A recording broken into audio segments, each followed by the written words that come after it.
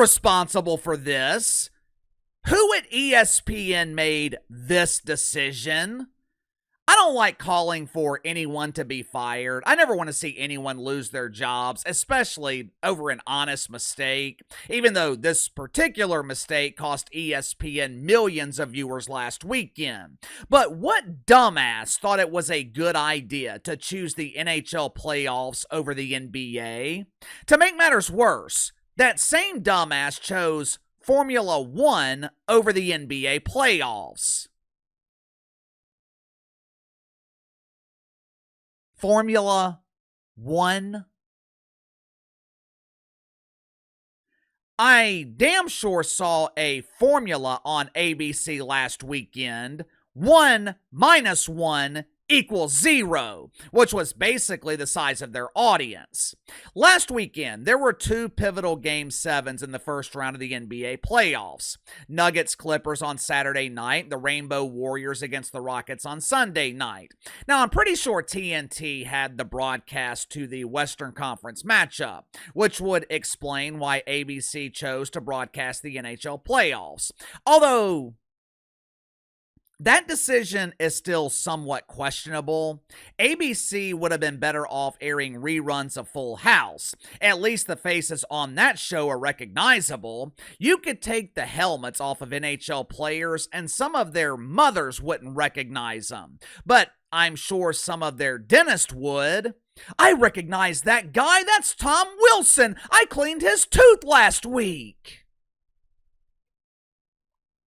All kidding aside, and full transparency here, I'm kind of pissed off with the NHL over what they did to content creators this year, so I really don't feel all that bad about taking shots at the league, but all kidding aside, I can understand ESPN wanting to broadcast Game 7 of the NHL playoffs. What I don't understand, what I will never understand, is ESPN choosing Formula One over the NBA playoffs. I wouldn't understand ESPN choosing Formula One over the NBA preseason. It has been almost 2 weeks since the NBA's had a game on broadcast television. You can't use ratings as an excuse. NBA ratings are up 6%. The opening weekend of the playoffs was the most watched in the last 25 years. The playoffs have been fascinating television. This is no exaggeration. This has been one of the best postseasons in the 30 years that I've been watching the NBA. Credit to Adam Silver for telling officials to swallow their whistle. There's been minimal complaints about the officiating. Credit to the players and coaches, mainly Steve Kerr, for using the NBA platform to talk about basketball, instead of what Stevie usually likes to do, which is lecture us about gun control, or the classic Greg Popovich lecture on the dangers of Columbus Day. It has been a great month for the NBA. The league is finally getting the hell out of their own way and allowing the product to sell itself. As a result, casual fans are once again buying in. But for some reason, ESPN thought it would be a good idea to choose Formula One on Sunday afternoon over Game 7 between the Warriors and the Rockets. And it's a decision that cost ESPN millions of viewers. Make sure to like and subscribe. You can follow me on Twitter at KC_BTL84. Let's go ahead and get to the sponsor for today's video, my good friends at Sugar Mountain Trading. Are you struggling with back problems? Do you deal with minor aches and pains throughout your day and you don't want to go to the doctor because all the doctor's going to do is find something else wrong with you? Or even worse, prescribe addictive medication that you just don't want to take? Me personally, I hate going to the doctor. So does my wife, who actually deals with back pain, which is why she started using CBD lotions and oils from Sugar Mountain Trading. Now, this is not THC. This is not going to make you fail a drug test. These CBD lotions and oils, they are designed for rapid pain relief. Like I said, my wife deals with nagging back pain from time to time. We tried over-the-counter stuff, tried the chiropractor. Nothing ever seems to work. But within 5 minutes of me applying CBD lotion from Sugar Mountain Trading, her pain was gone. I'm telling you, it's damn near magical. Sugar Mountain Trading also offers CBD bar soap that will keep you pain-free and smelling fresh at the same time. Bar soap comes in a variety of scents ranging from lavender all the way to cherry almond. All CBD products offered at Sugar Mountain Trading, 100% natural, 100% free of THC. So click the link in the description below. Use my promo code BTL20, BTL20. Save 20% off your first purchase with Sugar Mountain Trading. Game 7 between the Warriors and Rockets. It was the most watched first-round game on cable since 2009. 6.6 million viewers tuned in Sunday night on TNT to watch the Warriors advance to the second round. Although it's a great number for the NBA, it could have and should have been better. One of the most valuable time slots for the NBA, if not the most valuable time slot, is the Sunday afternoon slot on ABC. 2 years ago, when the Warriors played the Queens from Sacramento in Game 7 in the first round, they drew almost 10 million viewers. That number likely would have been higher this year because Nielsen is now including 100% of out-of-home viewership. The game 2 years ago, it was the most watched first-round game since '99. Warriors-Rockets had the potential to be the most watched first-round game ever. Unfortunately, they weren't given the opportunity because ESPN decided to give the entire afternoon to Formula One. But KC, maybe they were contractually obligated. What dumbass signed that contract? You mean to tell me nothing could have been worked out? Most of the time when I see Formula One airing on ESPN, the race is at 8, 9 o'clock in the morning. I know this particular race was in Miami, but they couldn't schedule it for noon? They couldn't eliminate the 90-minute pre-race show to make room for the NBA? It just doesn't make sense to me. Why in the hell would you bump your most important league to showcase some doofus race that most people don't give a shit about?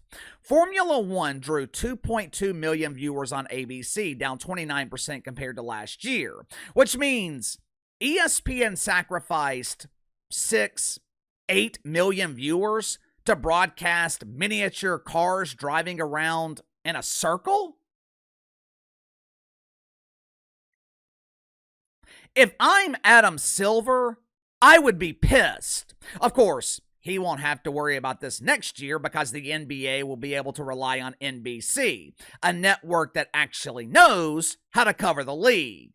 Next week, ESPN is expected to announce the name of their new streaming service and how much they're going to charge for it. Now, the new service, it's expected to mirror ESPN on cable along with additional perks and benefits for subscribers. ESPN is expected to launch the app right before football season with a price point between $25 and $30 a month. Well, Casey, that's way too expensive. Who in the hell's paying $30 a month to watch First Take? Well, the answer to that question would be no one, especially with the insufferable Molly Karam hosting the show. But, college football fans, they will probably pay during the season. Same with college basketball. Maybe people will sign up temporarily to watch Monday Night Football during NFL season. But here's the problem. This is a very big risk for ESPN. Executives at ESPN are reportedly concerned with what this could potentially do to cable television. If dudes have cable just to have access to ESPN and they switch to the streaming service, ESPN could risk losing billions of dollars. But ESPN only charges cable and satellite providers $10 a subscriber. They'll now be getting $30. Yeah, that's true, but what happens if cable and satellite providers who are now missing the revenue from those ESPN subscribers that switch to the streaming service, what happens if they move ESPN into a more expensive cable package? You see, The reason ESPN has been able to monopolize the industry, they have been surviving for decades off subscriber fees from people who don't watch their network. The single mom down the street who's paying for cable every month to watch the Yentas on Bravo, she's also paying for ESPN even though she never watches it. Gay Gayerson has cable so he can watch Logo TV. Gay is also paying for ESPN even though he doesn't watch it. One of the reasons that ESPN is charging $30 a month for their new streaming service, it's to make up for the potential lost revenue. It is a big risk. Now, whether or not it works long term remains to be seen, but here's one thing I do know. It is getting more and more expensive to be a sports fan and more annoying. I used to be able to pay $90, maybe $100 a month for Dish Network, and I had everything I needed. Had the regional networks for the NBA, had ESPN, ESPN DOS, ESPNU, TNT, local channels for the NFL, NFL Red Zone, NFL Network. Everything was in one place. Now, I gotta pay for some doofus app to watch the Pelicans. That's on top of the $200 I'm already paying for NBA League Pass. NFL playoff games are on Peacock and Netflix. NBA is moving games to Peacock next season. I'm sure something similar is happening with Major League Baseball and the NHL. For some people, having access to sports is becoming prohibitively expensive. Remember back when we had CDs? I'm sure some of you guys remember tapes and maybe even record players. Back then, artists would release singles to promote their album, but the best songs were always on the album. Nowadays, artists are no longer releasing quality albums. It's too expensive. And the record labels, they can't recoup the investment because nobody's buying records, nobody's buying CDs. As a result, most modern music is trash.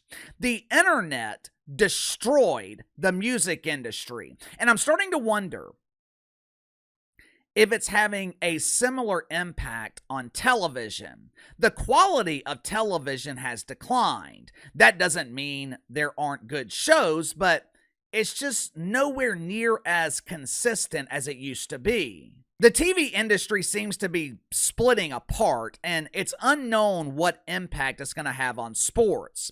We used to have everything in one place. All you needed was a cable package, satellite package, and you had access to everything. Now, you got to have every damn app available. And the biggest loser in all of this is the sports consumer. Anyway, give me your thoughts on this. ESPN broadcasts Formula One over the NBA playoffs, loses millions of viewers.